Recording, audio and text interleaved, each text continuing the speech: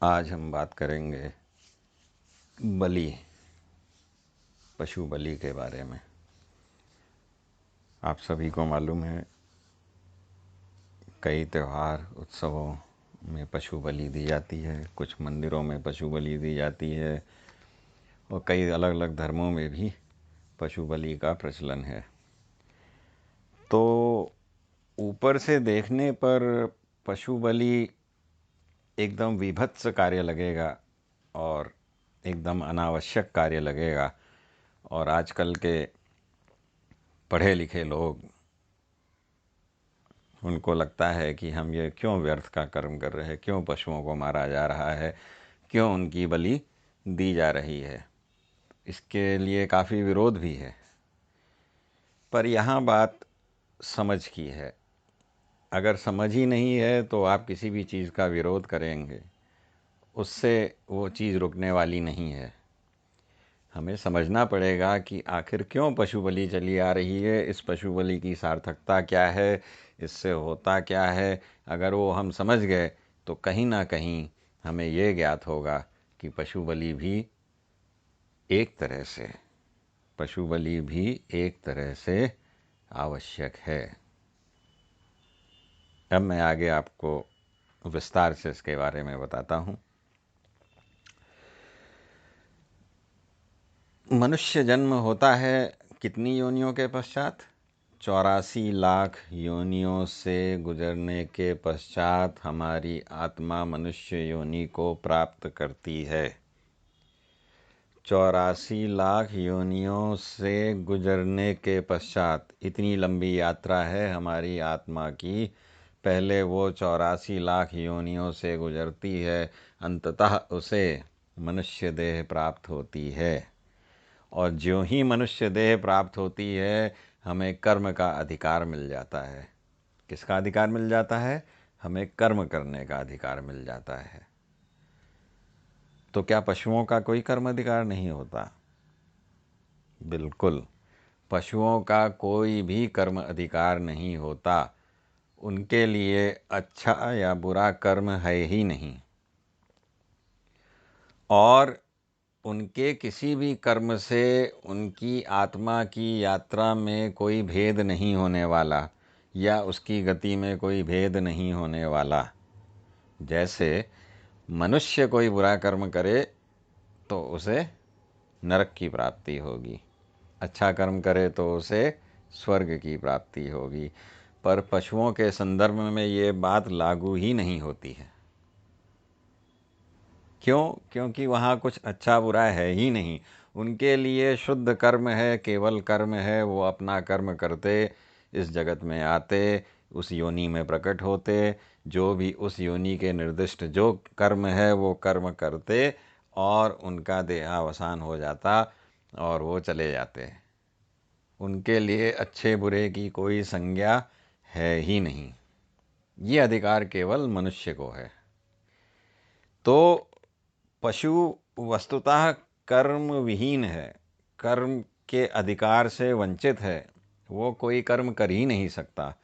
और हम वापस मनुष्यों की बात पे आए तो मनुष्य अगर सत्कर्म करता है, और सत्कर्म में भी अगर साधना कर्म करता है, और क्रिया करते करते उसको एक दिन भगवत प्राप्ति हो जाती है।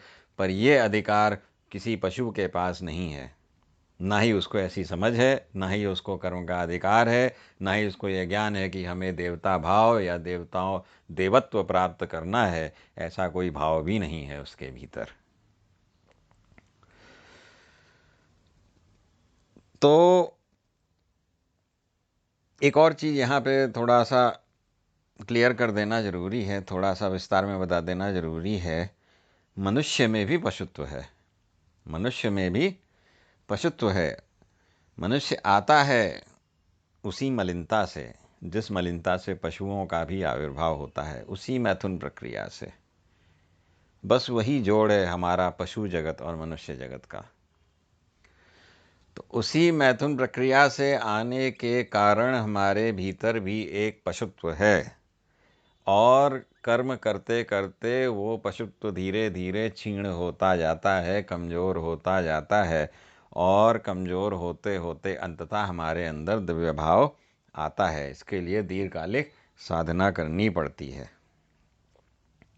पर जो मनुष्य से नीचे है, जो पशु है, वो तो साधना कर ही नहीं सकता, तो उसके लिए कोई उपाय ही नहीं है।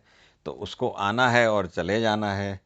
तो एकमात्र उपाय, एकमात्र और केवल एक ही उपाय है कि अगर किसी पशु की आत्मा को देव भाव से संयुक्त करना है, उसको सीधे देवत्व में अग्रसर करना है, तो बलि ही एकमात्र उपाय है। अब मैं इसको और थोड़ा विस्तार से आपको समझाता हूं। अब हमने देखा होगा बलि किसी न किसी मंदिर, किसी न किसी अनुष्ठान, किसी न किसी यज्ञ, इसमें देने का प्रावधान है। ऐसा क्यों? हमारे सनातन धर्म में तो यही है विशेषता कि बलि का स्थान एकदम फिक्स है, एकदम जहाँ है वहीं बलि होनी है। उसका क्षण मुहूर्त सब निश्चित होता है। क्षण के बारे में मैंने आपको पहले बताया, तो ऐसे ही बलि का भी एक क्षण है। उसका क्षण, उसका मुहूर्त, उसका स्थान सब एकदम पहले से निश्चित है कि यहीं पशु की बलि दी जाएगी, इसी क्षण दी जाएगी, इस मंत्र के साथ दी जाएगी, इस देवता के प्रांगण में दी जाएगी। तो ये हमारे सनातन धर्म में हमने देखा है। तो बलि किसी न किसी देवता के क्षेत्र में, देवता या देवी के क्षेत्र में दी जाती है। ऐसा क्यों? ऐसा इसलिए क्योंकि वो जो देवता का क्षेत्र है, वो जो मंदिर है, वो जो प्रांगण है, वो जो यंत्र है, वो जो यज्ञ हो रहा है, वो जो मंत्र पढ़े जा रहे हैं, उस पूरे क्षेत्र में उस देवता से संबंधित उनका जो प्रभा मंडल है, वो चारों ओर विस्तीर्ण रहता है उस क्षेत्र में। तो in that particular given area, all the divinity surrounds that particular place where the sacrifice has to be given। जहाँ बलि दी जानी है वो क्षेत्र। तो इस प्रकार के क्षेत्र में जो उस देवता के प्रभा मंडल से युक्त हो, अगर हम वहाँ किसी पशु की बलि देते हैं, तो बलि के वक्त उसका लिंग देह उसके स्थूल देह से पृथक हो जाता है। वो लिंग देह देवता से युक्त होकर दिव्य भावापन्न हो जाता है, उसमें दिव्य भाव आ जाता है।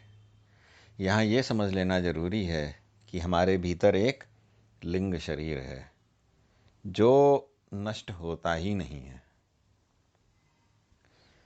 लिंग शरीर हमारा एक ही है। स्थूल शरीर हम जन्म जन्मांतर से ग्रहण करते आ रहे हैं, पर हमारे उसी एक लिंग शरीर में हमारे कई जन्मों के संस्कार एकदम आबद्ध हैं। उसी लिंग शरीर में, एक ही लिंग शरीर में हमारे कई स्थूल शरीरों की छाया पड़ी हुई है। लिंग शरीर नष्ट नहीं होता, स्थूल शरीर भले ही नष्ट हो जाए। ऐसे ही पशुओं में भी है। उनका लिंग शरीर जो है, जो सूक्ष्म है, वो अपने स्थूल शरीर से निकल के बलि के वक्त स्थूल शरीर से निकल के देवता से युक्त होकर दिव्य भावापन्न हो जाता है, देवत्व लाभ करता है, उसकी अग्रगति हो जाती है, जो ऐसे तो असंभव थी। क्यों? क्योंकि वो पशु है, उसके अंदर कोई कर्माधिकार है ही नहीं। वो कैसे साधना करेगा? उसके लिए कोई मतलब ही नहीं है। पर ये एक तरह से उस पे कृपा है, बलि देने वाले ने उस पे कृपा की एक तरह से। उसको ऐसे क्षेत्र में जो किसी देवता के प्रभा मंडल से युक्त हो, ऐसे क्षेत्र में बलि देकर हम पशु को देवत्व लाभ की प्राप्ति कराते हैं। इससे ये भी एकदम स्पष्ट है कि बिना किसी कारण के बिना किसी कारण के, बिना किसी प्रयोजन के और बिना किसी क्षेत्र में गए हुए, बिना किसी मंत्र के, बिना अनुष्ठान के, बिना किसी देवता के क्षेत्र में हम कहीं किसी पशु को मार रहे हैं तो ये घोर पाप है। क्यों? क्योंकि वहाँ उसका लिंग देह पृथक तो हो जाएगा, पर उसको आकृष्ट करने वाला देवता का प्रभामंडल वहाँ नहीं है, तो वो हमारे लिए घोर पाप है। पर बलि देना हमारे लिए सार्थक है। पाप उसमें भी है थोड़ा बहुत, पर जो पुण्य है वो कहीं अधिक ज़्यादा है। बलि देने से बलि देने वाले का और जिस पशु की बलि दी जा रही है किसी देवता के क्षेत्र में, दोनों का ही लाभ होता है। कुछ कुछ ऐसा ही योगियों के साथ भी होता है। जो योगी साधना कर रहा है उसका लिंग देह उससे पृथक होकर देवता के साथ कुछ देर मिल जाता है, पर वह लिंग देह वापस उसके शरीर में आ जाता है और दिव्य भाव की समाप्ति हो जाती है। ऐसा साधना के क्षणों में होता है। पर यही जो मैंने आपको अभी बताया, पशु के साथ ऐसा नहीं है। पशु साधना नहीं कर सकता। पशु की हमने अगर बलि दी मंत्रों के साथ किसी देवता के क्षेत्र में, तो उसका लिंग शरीर जरूर आकृष्ट होगा उस देवता की तरफ और वो देवत्व लाभ करेगा। अगर हमने यूं ही बलि दे दी कहीं भी सड़क किनारे, बिना किसी देवता के क्षेत्र में, बिना किसी यज्ञ अनुष्ठान के, बिना किसी मंत्र के, तो ये घोर पाप है। ये भी समझ लेना जरूरी है, क्योंकि उस दशा में उसका लिंग देह शरीर से निकलकर फिर कहीं आकृष्ट नहीं हो पाता और वो वापस योनियों में चक्कर काटता रहता है, निम्न योनियों में गति होती रहती है।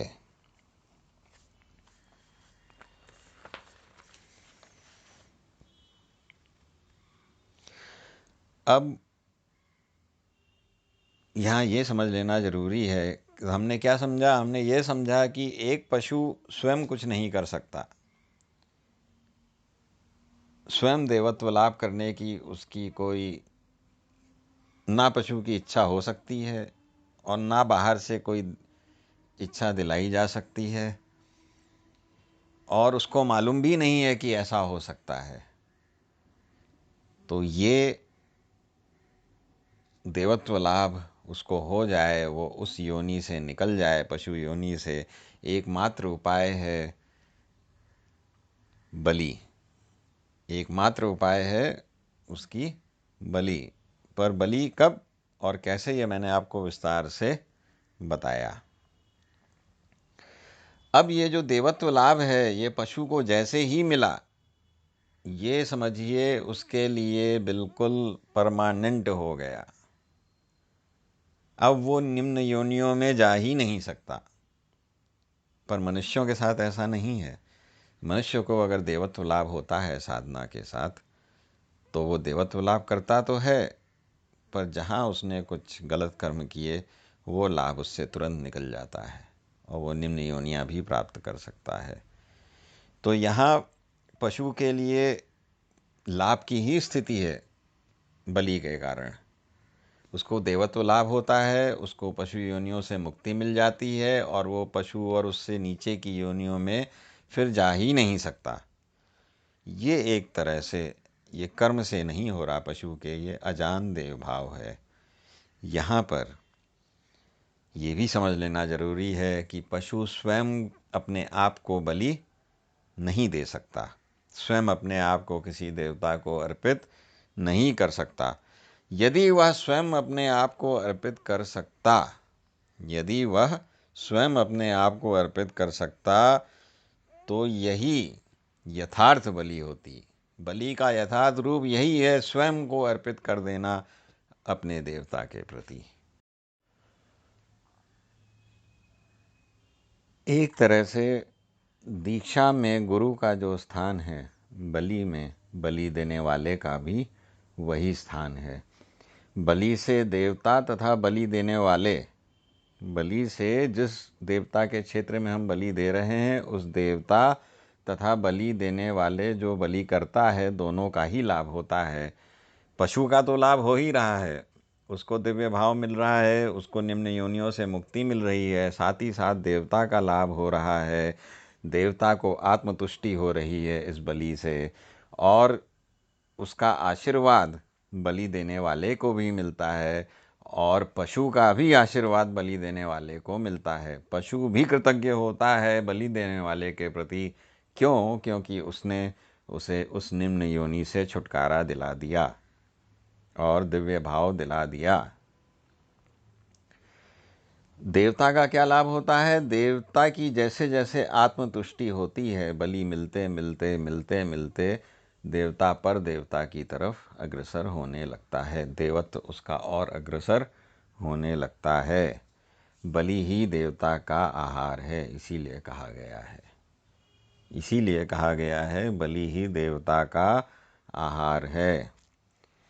और बलिदाता को आशीर्वाद देवता का भी मिलता है और बलि दिए गए पशु का भी मिलता है, दोनों का आशीर्वाद एक साथ मिलता है। इससे बलिदाता जो बलि दे रहा है वो देवभाव की तरफ अग्रसर होता है।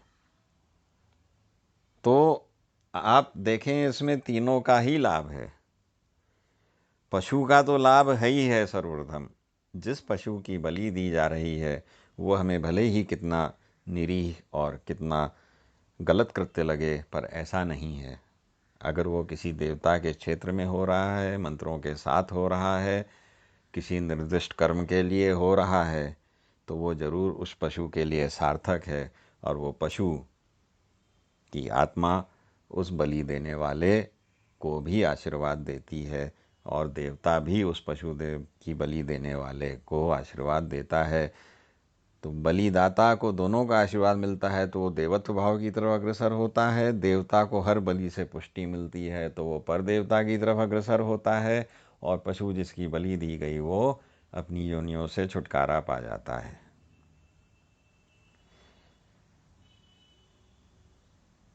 अब यहाँ पर एक और बात है, मनुष्य तो स्वयं की भी बलि दे सकता है, पशु नहीं दे सकता, पर मनुष्य स्वयं की भी बलि दे सकता है। पर यहाँ एक और बात समझ लेना ज़रूरी है, मनुष्य अपने आप को पूर्ण रूप से बलि दे भी दे, वो अपने अहम की बलि नहीं दे पाता। स्थूल रूप से भले ही वो अपना शरीर अलग कर ले, भले ही अपनी गर्दन स्वयं काट ले, पर वो अपने अहम भाव को जब तक नहीं काट पाता तब तक उसकी बलि भी पूर्ण नहीं होती। इसलिए मेरे कहने का ये मतलब नहीं है कि आप सुसाइडल हो जाएं और अपनी ही गर्दन काट लें, नहीं, बिल्कुल उससे कोई लाभ नहीं होने वाला। आपको अपने अहम का बलिदान देना है मनुष्य को। क्यों? क्योंकि उसके पास कर्म का अधिकार है। अगर उसने अपने अहम का बलिदान दे दिया, यही वास्तविक आत्मसमर्पण है, यही अहंकार निवृत्ति है, यही उसके लिए वास्तविक बलि है। पर यह कार्य अपने अहम का बलिदान मनुष्य स्वयं नहीं कर सकता।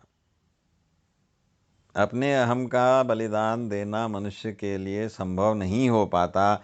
इसीलिए हमें गुरु की आवश्यकता है, इसीलिए हमें अन्य का अनुग्रह चाहिए, और जो अनुग्रह कर सकने में सक्षम हैं वही हैं गुरु, वही हैं दीक्षादाता, वही हमारी बलि देते, एक प्रकार से हमारे अहम की बलि देते हमारे गुरु, हमें दीक्षा दे के और हमें देवता भाव की तरफ अग्रसर करते। और ठीक यही कार्य बलि के संदर्भ में भी हो रहा है, जहाँ हम पशु की बलि दे रहे हैं। एक तरह से बलि और दीक्षा एक ही तत्व है, एक तरह से। तो आशा करता हूँ कि आपको बलि के बारे में जो भी संशय होंगे वो निवृत्त हो गए होंगे। किसी भी बात को पूर्ण रूप से समझ लेना ज़रूरी है। आज की हमारी समझ बहुत आधी अधूरी है, बहुत, सब कुछ ही आधा अधूरा है। कोई भी हमें ठीक बात नहीं बताता। आज मैंने कोशिश की है कि बलि के विषय में आपके संशय दूर हों। जो घृणा हो आपको बलि से, आज की बात सुनने के बाद शायद वो घृणा दूर हो जाए। हाँ, ये ज़रूर है, निरर्थक बलि देकर कोई मतलब नहीं, आप पाप बटोर रहे हैं। और यहाँ एक और बात बता दूँ, जो बलि दाता है उसको पाप लगता है बलि देने का, पशु को मारने का।